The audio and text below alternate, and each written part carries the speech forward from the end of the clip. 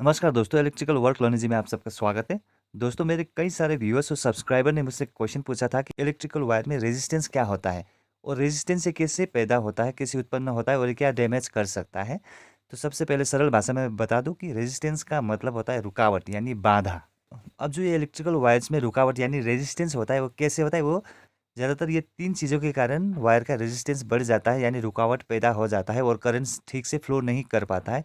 Number 1, wire का size. Okay, wire का size का मतलब उसका डायमीटर। अगर वायर का साइज़ पतला हो तो इसमें रेजिस्टेंस ज़्यादा होता है, रुकावट ज़्यादा होता है, करंट ठीक से फ्लो नहीं हो पाता है। अगर यदि वायर का डायमीटर मोटा हो, उस वायर का रेजिस्टेंस कम होता है और करंट को अच्छे से फ्लो होने का रास्ता मिल जाता है। ओके, और दूसरा रीज़न है वायर का लेंथ। वायर का लेंथ जितना आप खींचोगे, जितना लंबा खींचोगे, उसके अंदर रेजिस्टेंस उतना ही ज़्यादा उत्पन्न होगा। जो करंट है वो ठीक से फ्लो नहीं हो पाएगा और आपके अप्लायंसेस को जितना करंट चाहिए होता है उतना वहाँ पहुँचने में बहुत मुश्किल हो जाता है। इसलिए जो इलेक्ट्रिकल वायर है वो गर्म हो जाता है और उसके बाद वो जल जाता है।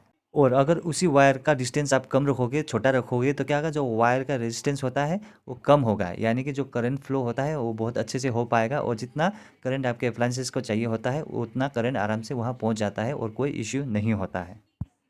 और तीसरा रीज़न है टेम्परेचर, यानी एम्बिएंट टेम्परेचर, जो कि रूम के अंदर होता है और रूम के बाहर होता है। रूम के अंदर तो ज़्यादातर वायर में रेजिस्टेंस पैदा होने का प्रॉब्लम नहीं आता है टेम्परेचर के कारण, लेकिन अगर वायरिंग बाहर किया गया है ओपन में, अगर बाहर बहुत ज़्यादा गर्मी होता है, उससे क्या होता है, वायर में हीट उत्पन्न हो जाता है, जिससे कि वायर का रेजिस्टेंस बढ़ जाता है। ओके, इससे क्या होता है कि जो वायर का करंट कैरिंग क्षमता है वो कम हो जाता है और जितना जितना करंट वायर के थ्रू बहना चाहिए उतना वायर के थ्रू जा नहीं पाता है। इसलिए वायर में रेजिस्टेंस को लो रखने के लिए, ताकि जो करंट है बहुत अच्छे से फ्लो हो, आपको क्या करना है, बहुत ही अच्छी क्वालिटी का वायर का यूज़ करना है। और अगर लेंथ बहुत ज़्यादा है, बहुत दूर तक आपको लेके जाना है, तो आपको अप्लायंसेस का एम्पियर कैलकुलेशन करने के बाद ही एक सही डायमीटर वाला वायर का यूज़ करना होगा, यानी सही मोटाई वाले वायर का यूज़ करना होगा।